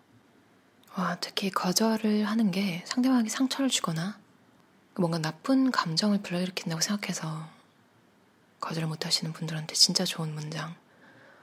저도 읽으면서 깜짝 놀랐는데요. 거절은 모두를 배려하는 행동이다.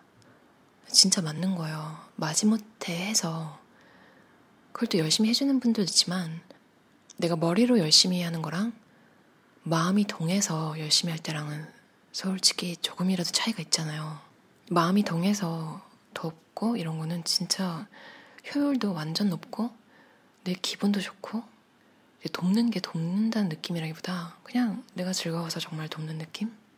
근데 상대방 기분 상할까봐 지금 뭔가 분위기에 휩쓸려서 분위기가 녹아 안 되는 분위기라는 혼자 판단을 내려서 예스를 하고 한 일은 진짜 나도 모르게 내 스스로에게 모멸감을 심어주는 효과도 좀 있는 것 같아요. 슬프지만 그렇게 해서 자동적으로 또 자존감이 내려가고 상대방이 진짜 배려가 있고 나를 생각해주는 사람인데 정말 내 도움이 필요한 거였어서 그 괴로웠지만 도움을 주고 나서 충분히 정말 고맙다고 말을 해주거나 그런 챙김을 해주면 또 모르겠는데 안 그런 경우가 사실 대부분이잖아요. 그래서 우리도 내가 진짜 하고 싶은 생각을 하려고 하는 거고 이게 어떻게 보면 돈 빌려주는 거랑 똑같은데요.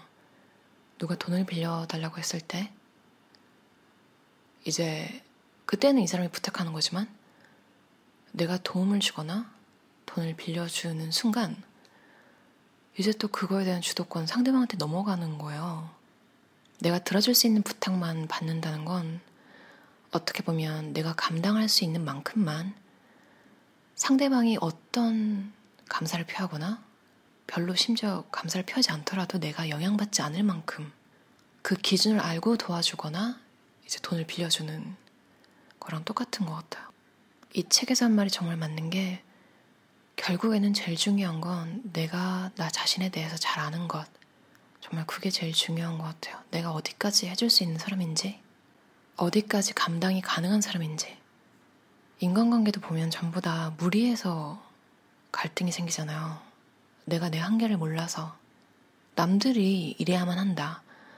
야, 나이가 이 정도면 이 정도는 이해를 해줘야지. 이 정도는 상식이지.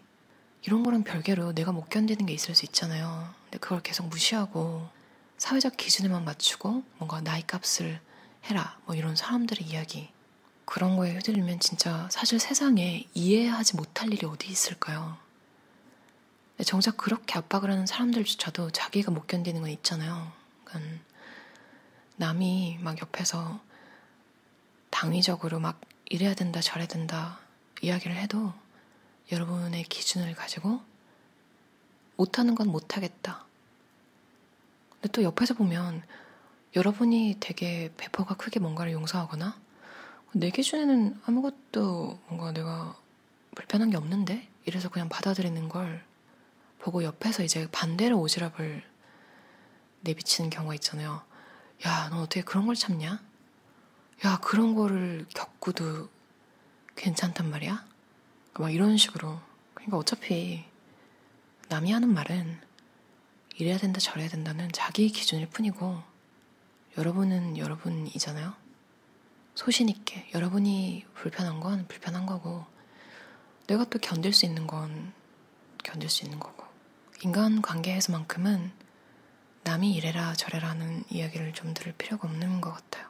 정말 이해가 안 가는데 견디는 경우를 보면 이 책에서 말했듯이 나중에 내가 부탁할 때 거절당할까 봐잖아요. 아니 근데 그렇다고 오지도 않은 미래를 걱정해서 지금 내가 들어줄 수가 전혀 없는 진짜 내 정신을 갈아가지고 이 사람의 부탁을 들어준다는 건 나 자신한테 너무 상처인 것 같아요. 그리고 뭐 미래에 그때는 여러분이 뭔가 필요할 때는 다른 해결책이 있을 수도 있겠죠. 이게 항상 다 맞는 결과는 아니지만 정말 내가 너무 견디기 힘든 건데 억지로 참으면서 뭔가를 하는 건 나중에 어떻게 보면 이게 또 트라우마가 될 수도 있더라고요. 잘 생각해서 여러분이 건강한 마음을 계속 유지할 수 있는 방향으로 정했으면 좋겠어요. 그럼 오늘도 들어주셔서 감사합니다. 편안한 하루 보내세요. 어떠셨나요? 심으뜸 저자의 으뜸 체력이라는 책이었어요. 다산북스에서 나왔고요. 100만이 넘는 유튜버라고 해서 찾아봤는데 채널 이름이 힙으뜸이에요. 와, 근데 진짜 대단하신 것 같아요. 책에도 나와 있는데 스쿼트로 유명해지셨대요. 그만큼 스쿼트 얘기가 많기도 한데 책을 읽고 나면 스쿼트랑 스트레칭이 되게 하고 싶어지는 책이에요. 이 저자는 미국에서 교통사고를 크게 당했었대요. 언니랑 같이. 그래서 그게 너무 고통이 컸고 심적으로나 체력적으로나 둘 다 운동으로 극복하신 것 같아요. 많이 아팠는데 운동을 하고 좋아지신 분들 이야기 많이 들어보셨죠? 진짜 운동은 이게 어떻게 보면 우울하거나 막 이런 분들한테도 운동을 권하잖아요. 이 약간 그것만 딱 들으면 뭔가 문제집에서 답만 딱 본 느낌? 그래 이게 답이 뭔지는 알겠는데 왜지? 왜 우울한데 운동을 하라는 거지? 근데 운동을 다 하라고 하니까 그게 정답인 건 알겠어. 근데 왜 해야 되지? 이게 어떻게 보면 이해가 바탕이 되지 않으면 계속 이렇게 좀 운동에 대한 믿음? 이런 게 없어서 시작하기가 되게 힘든 것 같아요. 근데 몸과 마음은 이 책에서 얘기한 것처럼 언제나 연결이 되어 있잖아요. 우리가 이름을 알 만큼 유명한 운동선수들, 그만큼 성공한 운동선수들 중에 누가 멘탈이 약하지? 생각해보면 이름을 대기가 힘들 정도예요. 근데 이게 우연이 아닐 거잖아요. 분명히 건강한 육체에 건강한 정신이 깃든다는 말에 증거들인 것 같아요. 참 작은 성공이 중요하다고 여러 가지 책들에서 많이 이야기하는 거 보셨잖아요. 이 책에도 예시가 하나 있는데 차인표 씨가 예전에 1500개 팔굽혀펴기를 매일 했대요. 그래서 이제 비결을 누가 물어보니까 답이 1개부터 하면 돼요. 이게 진짜 맞잖아요. 하나를 딱 시작하면 사실 하나만 하고 끝나는 경우는 잘 없는 것 같아요. 장비도 매트도 필요 없는 스쿼트. 이제 심으뜸 저자가 추천을 하시는데요. 저자가 정말 본인이 운동으로 정말 많이 도움을 받았으니까 이걸 정말 사람들한테 많이 알리고 싶다는 느낌이 되게 막 보여요. 그 마음이 예뻐서라도 나도 이제 스쿼트를 하나라도 해야겠다. 꼭 스쿼트가 아니더라도 이제 스트레칭에 대한 좋은 이야기도 많아서 참 스트레칭을 요즘 잘 안 하고 있었거든요. 그냥 운동은 하는데 생각해보니까 몸을 전혀 풀어주지 않고 있었더라고요. 근데 정말 중요하다는 걸 이 책을 읽고 또다시 느꼈어요. 습관에 대한 이야기 많이 들어보셨죠? 일단 습관이 되고 나면 의지가 약해져도 행동은 계속된다. 그것이 우리가 습관을 만드는 이유다. 우리도 심으뜸 저자처럼 체력을 만들고 인생의 기적을 좀 불러와 보는 건 어떨까요? 그럼 오늘도 들어주셔서 감사합니다. 편안한 하루 보내세요. 어떠셨나요? 신영원 저자의 1등급 공부법이라는 책이었어요. 서사원 출판사에서 나왔고요. 어떻게 보면 10대들이 봐야 되는 책이잖아요. 근데 저는 공부법 책은 약간 육아서랑 비슷하게 생각하는 것 같아요. 그러니까 저는 아이가 없지만 육아서를 읽는데 부모님의 입장에 생각해 볼 수도 있고 아이 입장에서도 느꼈던 감정들이 왜 그랬는지 이해할 수 있어서 좋아하거든요. 저만 그런 줄 알았더니 오은영 선생님, 오은영 박사님이 나오는 프로그램을 20대, 30대들이 많이 본대요. 그 이유가 저랑 같더라고요. 공부법 책은 사실 어떻게 보면 성인이 돼서 하는 공부는 좀 느슨해질 수 있는 경향이 있잖아요. 왜냐면 뭔가 데드라인이 딱히 있는 것도 아니고 내가 선택한, 그러니까 좀 자율적으로 공부하고 싶은 분야라면요. 근데 뭔가 이렇게 데드라인이 정해져 있는 시험 공부에 관한 책을 읽으면 좀 긴장감 이런 것도 생기고 자극도 받고 그로 인해서 내 시간도 좀 공부하는 데 쓰는 시간을 단축시켜주는 효과가 있는 것 같아요. 그리고 공부도 어떻게 보면 스포츠랑 비슷한 게 멘탈 관리가 굉장히 큰 부분을 차지하잖아요. 그래서 공부법 서적은 항상 보면 공부만 다른 게 아니라 인생 전반에 걸친 다양한 것들에 도움을 주는 내용이 많은 것 같아요. 이 책에는 다른 책에서 나왔던 좋은 내용도 저자가 책 제목을 나열하면서 소개를 해놨는데요. 경제 유튜버들이 많이 추천하는 보도 셰퍼의 돈이라는 책에 나왔던 내용이 우리가 문제를 인식할 때 항상 자신이 희생자라고 생각한다. 하지만 우리 스스로가 문제에 대한 책임자라는 걸 인식하고 해결하려고 노력한다면 더는 인생의 실패자가 아닌 성공한 사람이 될 수 있다고 했다. 저는 막 추천을 너무 많이 받으니까 이 책을 되게 읽고 싶었는데 한국어 번역본 전자책은 없더라고요. 그래서 찾아보니까 영어로 된 책은 전자책이 있어서 그걸 사서 읽었는데 진짜로 되게 좋았어요.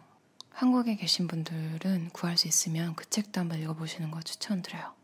제가 어제 리뷰했던 으뜸책이라는 책에서 심으뜸 저자가 절대 무리해서 운동하지 않는다고, 왜냐면 장기적으로 꾸준히 하는 게 더 중요하니까. 근데 이 책에도 그런 내용이 있어요.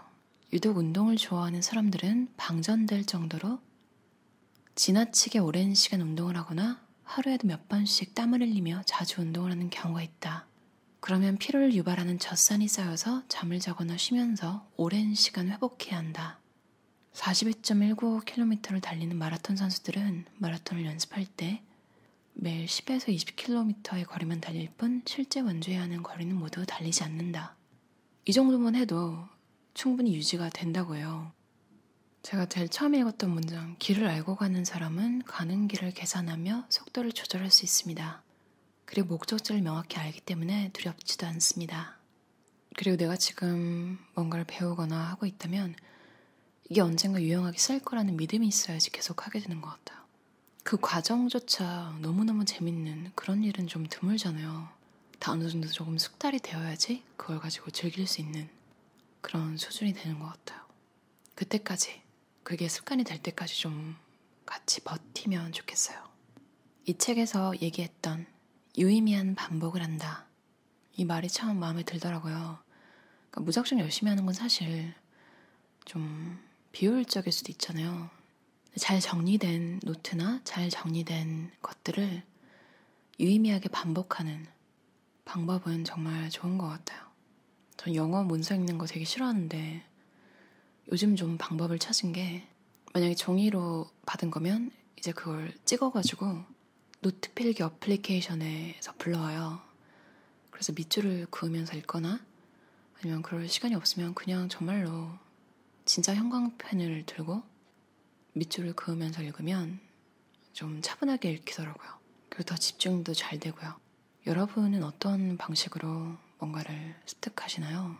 가끔 정말 한 문장으로 나와 있는 팁이 삶에 이렇게 방식을 아예 확 바꾸기도 하잖아요. 여러분만의 방법이 있다면 공유해 주시면 좋을 것 같아요. 그리고 이 책에서 참 좋은 문장이 있었어요. 사실 감정 조절은 누구에게나 도움이 되는 이야기 같아요. 감정 조절의 끝판왕이 되자.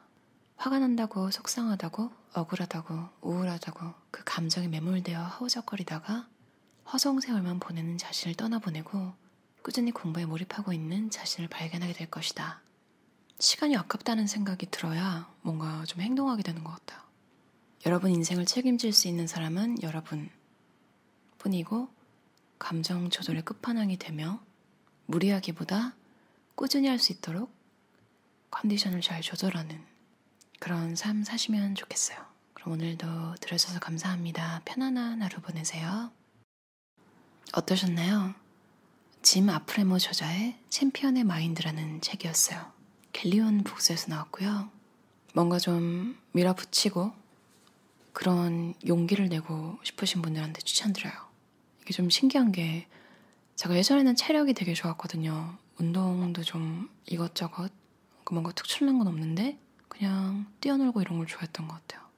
그때는 성격이 되게 좀 자신감도 있고 수줍어 부분이 있는데 그냥 내가 하고 싶은 일 있으면 그냥 별로 걱정 안 하고 시작하고 지금보다 걱정을 덜 했던 것 같아요.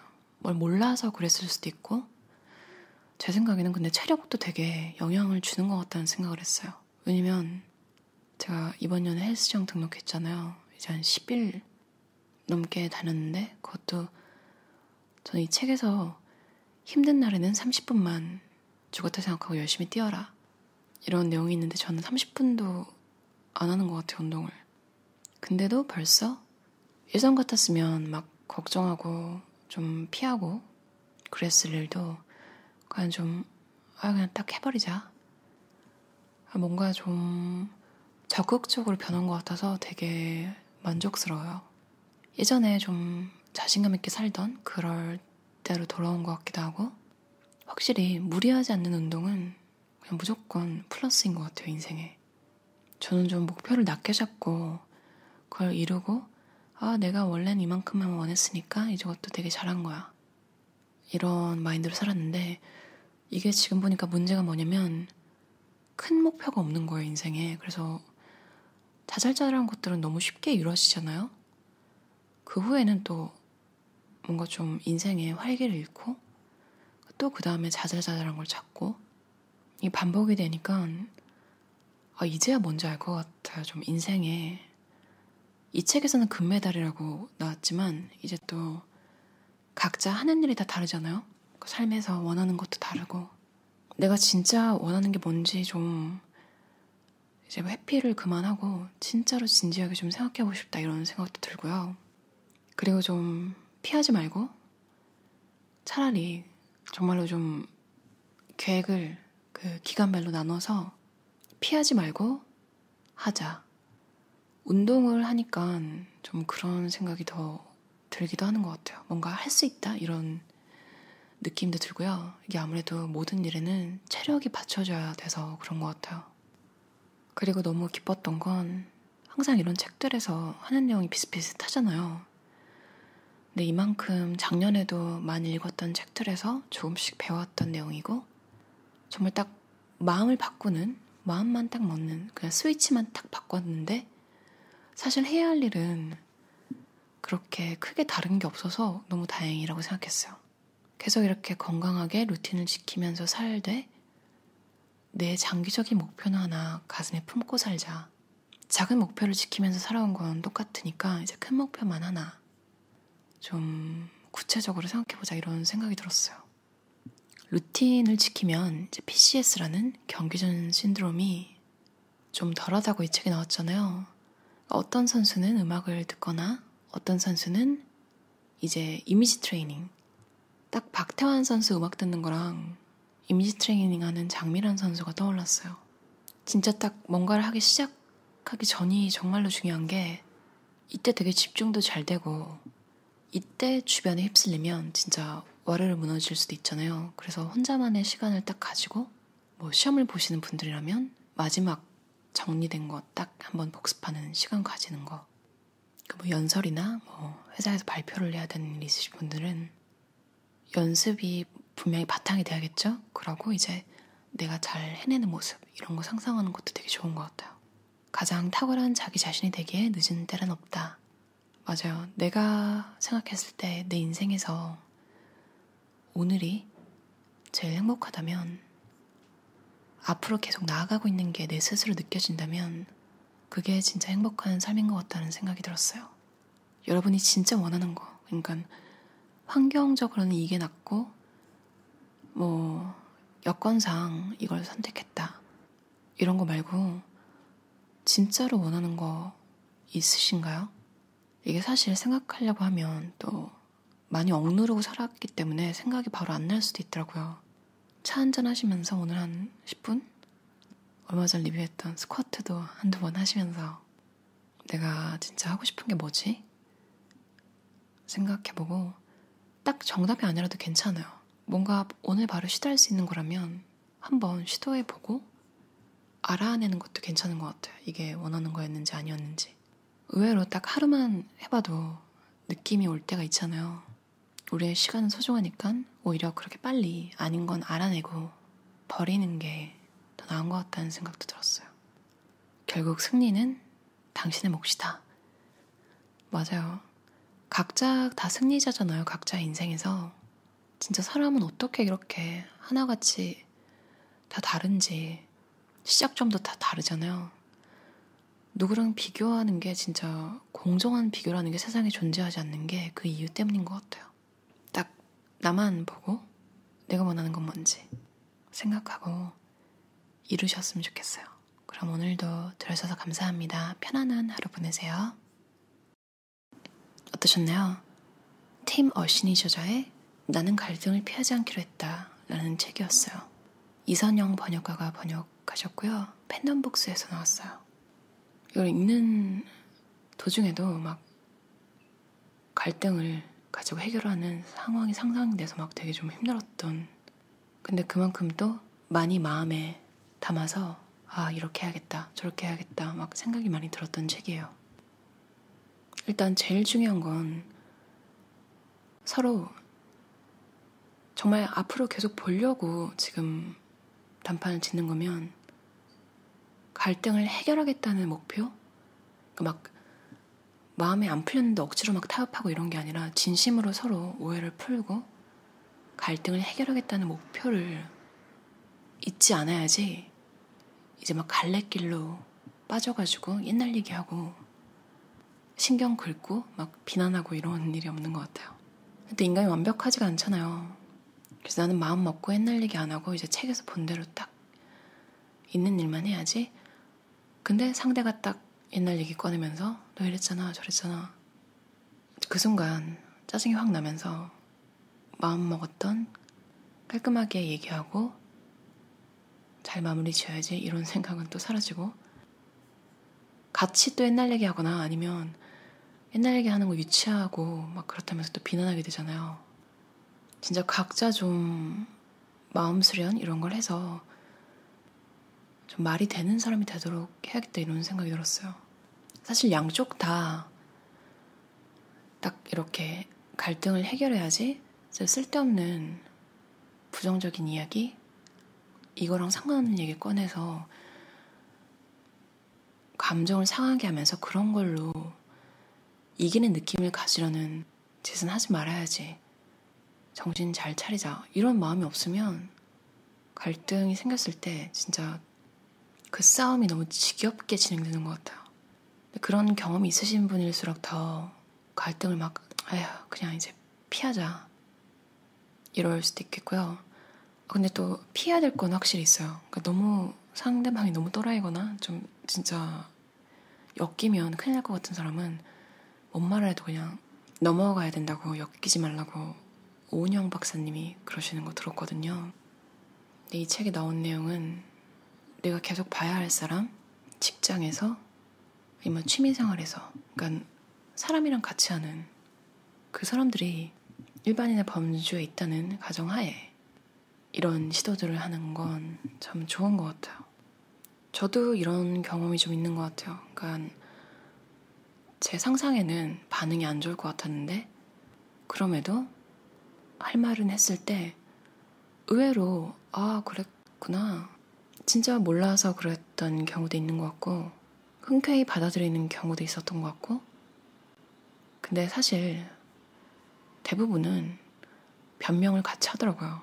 그러니까 이 변명이라는 게 이렇게 해서 이게 늦었다 미안하다 뭐 이런 게 아니라 근데 네가 이건 했었어야지 뭐 이런 식으로 그러니까 네 잘못이다 이런 걸 암시하면서 아 그래 그건 고쳐줄게 이런 거 되게 짜증나더라고요. 그래서 저는 안 그러려고 노력해요. 이런 사람들을 보고 반면교사를 삼아서 내가 확실히 잘못한 건 사과만 하자. 그리고 그 뭔가를 실수했던 이유에 대해서 내가 이유를 말함으로써 상대방의 기분이 누그러들 수 있는 그러니까 뭐 상대방을 무시했다거나 이런 게 아니라는 증거 그러니까 그럴 수밖에 없었던 이야기는 해주되 내 잘못이고 내 실수인 게 명백한 거에다가 어떻게든 상대방이 조금이라도 연관 있는 이유? 이런 걸 막 찾아내가지고 억지로 갖다 붙이는 건 참 당해보면 진짜 추잡하더라고요. 이게 장기적으로 봤을 때는 오히려 그 사람에 대한 신뢰가 더 안 가요. 되게 마이너스더라고요. 뭐 자주 안 봐도 되는 사람이랑은 내가 뭔가 정정할 게 있어서 말해주고 그게 고쳐졌다면 이 정도로 마무리되는 것도 괜찮다고 봐요. 근데 만약에 가족, 더 가까운 사이, 친한 친구 이런 사이에서는 정말 회피하고 그 화해할 수 있는 시기를 놓치면 정말 돌이킬 수 없게 되는 경우도 있더라고요. 갈등을 피하기보다 그 갈등을 싸움이라고 생각하면 안 되는 것 같아요. 서로를 이해하기 위해서 약간 이야기의 장을 만들어주는 그리고 내가 맞다는 생각을 나만 맞다 이런 생각을 버리고 진짜 듣다 보면 그 사람의 입장에서는 다들 이유가 있더라고요. 상대방이 미성숙하거나 혹은 내가 미성숙해서 판단을 잘못해가지고 막 회피하는 경우도 있었을 것이고 그런 것들이 사실 이야기를 하다 보면 잘 풀리는 경우가 많더라고요. 그리고 또 이게 인생처럼 시도를 해봐야 내 건지 아닌지 알잖아요. 인간관계도 이렇게 갈등이 있을 때 대화를 해봐야 계속 길게 갈 건지 아니면 오히려 차라리 지금 좀 그렇게 나쁘지 않을 때 좀 거리를 둘 건지 생각도 할 수 있게 해주는 것 같아요. 그럼 오늘도 들어주셔서 감사합니다. 편안한 하루 보내세요. 어떠셨나요? 신현정, 신영주 저자의 파이어족의 재테크라는 책이었어요. 샘앤파커스 출판사에서 나왔고요. 파이어족. 야, 한 달 생활비가 30-40만 원으로 해결되다니. 또 두 사람이잖아요, 두 저자. 두 분은 자매인데요. 유튜브 채널이 있어요. 이름이 파이어족 대파마 TV 이렇게 검색하시면 이 파이어족 자매의 영상을 보실 수 있어요. 제가 어제 카르마폴리스 라디오헤드 노래 커버해서 올렸잖아요. 그 가사를 이렇게 보면서 이렇게 해석해서 적을 때 원래 별 생각이 없이 불렀거든요. 그냥 노래가 좋아서. 근데 가사를 곱씹으면서 보니까 너무나 많은 사람들이 그렇게 살고 있는 거예요. 뭔가 열심히 하는데 사실 이게 진짜 내가 원하는 건지 잘 모르겠고 내가 뭘 잘하는지 이게 내 일이 맞는지 잘 모르겠지만 일단 열심히 하다가 근데 뭔가 마음이 계속 안 채워져요. 뭔가 어딘가 항상 빈 것 같고 그 중년의 위기 이런 것처럼 막 그런 마음이 막 휘몰아치고 있는 와중에 딱 월급이 통장에 꽂히면 다시 순간 와 하면서 다시 또 반복을 계속 하게 되잖아요. 그래서 빨리 은퇴한 사람들, 특히 미국이나 좀 해외 저자들 책에 보면 꼭 그런 얘기가 있는 것 같아요. 대부분의 사람들은 잘릴 만큼 운이 좋지 않기 때문에 계속 그렇게 살아간다. 월급을 받으면서. 이게 진짜 적당. 이게 어떤 때는 좋은데 어떤 때는 참 인생이 되게 허무하게 느껴지는, 어느 순간 열심히 하기 싫어지는 때가 오기도 하고 이러는 것 같아요. 적당히 타협을 하면. 하다못해 인간관계도 뭔가 내가 친해지고 싶은 건 저 친구인데 이 친구가 나를 좀 더 좋아하는 것 같네? 이렇게 잘 지내기 편하겠다. 근데 사실 내가 친해지고 싶은 사람은 저 사람인 거죠.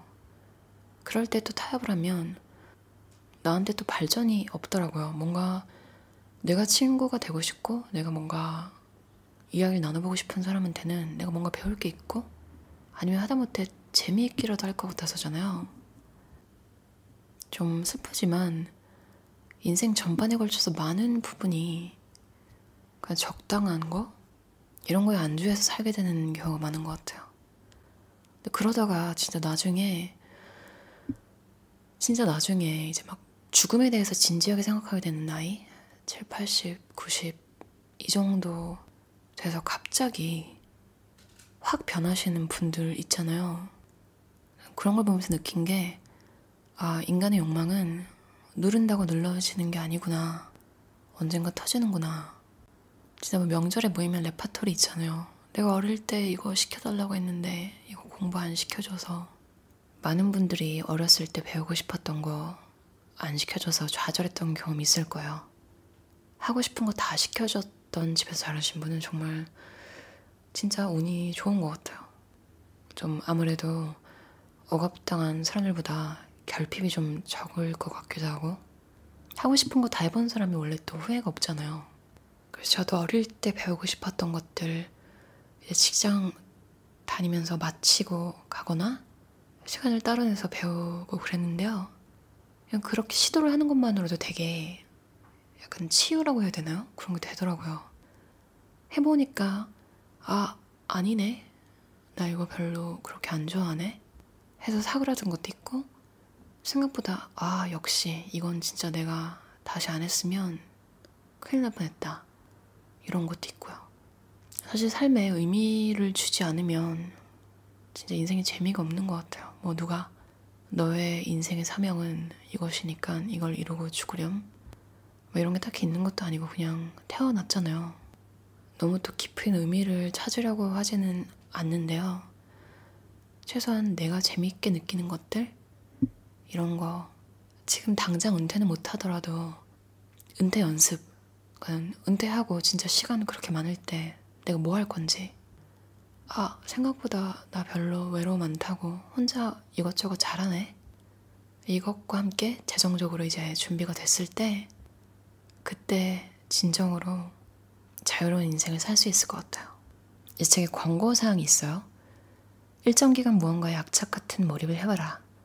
나는 어떤 사람이고 어떻게 살고 싶은지 깊이 생각해봐라. 확신이 있다면 누가 뭐라 해도 밀고 나가라. 생각의 틀을 유연하게 가져라. 다독하고 겸손해라. 새로운 분야에 도전해봐라. 그리고 금기사항이 있는데요. 역시나 주변 사람들에게 알리거나 동의를 얻을 생각일랑 접어라. 너무 긴 시간을 두고 파이어족을 계획하지 마라. 한번 투자 수익률이 높았다고 해서 내가 전문가라고 착각하지 마라. 부정적인 사람은 가까이 두지 마라. 은퇴했다고 해서 성장을 멈추지 마라. 첫 번째 거 되게 공감 가요. 주변 사람들에게 알리거나 동의를 얻을 생각일랑 접어라. 예전에 제 상사분이 프리랜서로 잠깐 한 적이 있는데 돈도 잘 벌고 집에서 일하고, 이건 제가 한국에서 회사 다닐 때 얘기예요. 근데 왜 관두고 회사로 다시 갔냐면 그 아내분의 부모님 이 집에 전화를 하시는데 그때 자기도 모르게 전화를 받으면 집에 있네? 어르신들은 집에서 일을 한다는 개념이 그때는 특히나 더 없었죠. 옛날이니까. 그러니까 어른들은 논다고 생각하시더라고요. 프리랜서로 일을 해도 이러는데 파이어족이라고 이제 은퇴했다 이렇게 말하면 그걸 또 쉽게 받아들일 수 있는 사람은 이런 거에 개념이 원래 있는 책이라도 한 번 읽거나 주변에 누가 그런 얘기를 했거나 이런 정보가 있어야지 한 번에 받아들일 수 있는 것 같아요. 괜히 말해가지고 나쁜 말 듣고 그 사람은 부정적이라기보다 그러니까 자기가 새로운 거, 자기한테 새로운 걸 아직 못 받아들인 거잖아요. 근데 그런 것 때문에 또 결론적으로는 그 금기사항에 있는 부정적인 사람 가까이 두지 마라. 이게 이렇게 연결되는 것 같아요. 그 사람 입장에서는 부정적인 건 아니었는데 그냥 본의 아니게 에이 그런 게 어딨어 이런 이야기를 들으면 기분이 썩 좋진 않잖아요. 뭐 기분이 괜찮다고 하더라도 그걸 뭐 자꾸 내가 설명할 이유는 없는 거고 그냥 굳이 말할 사람한테만 말하면 되는 것 같아요. 제가 마지막에 읽었던 문장 한 번 더 읽고 끝낼게요. 스스로를 사랑하라 파이어족들이여. 오늘도 들어주셔서 감사합니다. 편안한 하루 보내세요.